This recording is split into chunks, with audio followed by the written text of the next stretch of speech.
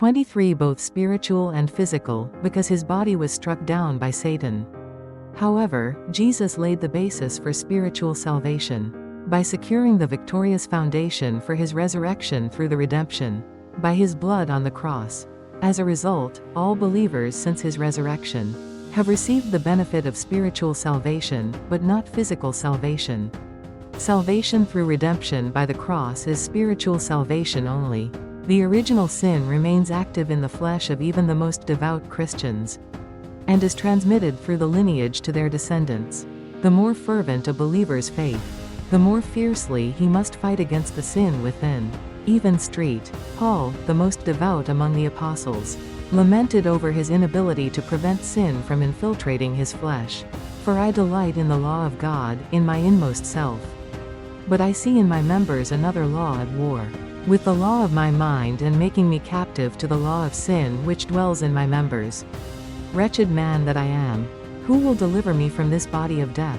Thanks be to God through Jesus Christ, our Lord. So then I of myself serve the law of God with my mind, but with my flesh I serve the law of sin.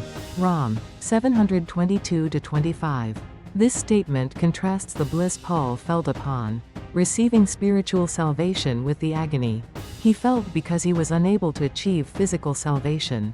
John also confessed, "If we say we have no sin, we deceive ourselves, and the truth is not in us. If we say we have not sinned, we make him a liar, and his word is not in us." 1 John chapter 18:10. We who receive salvation based on Jesus' crucifixion cannot unshackle ourselves from the chains of sin due to the original sin still active deep within us.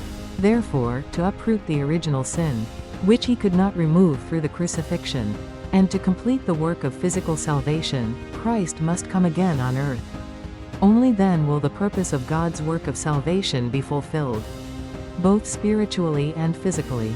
1.52 Kinds of prophecies concerning the cross.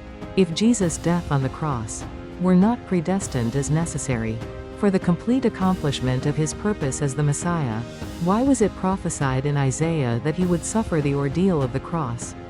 We may think that the Bible contains only prophecies which foretold Jesus' suffering. However, when we read the Bible anew with knowledge of the principle, we realize there are other prophecies to the contrary. As Isaiah prophesied and as the angel announced to Mary,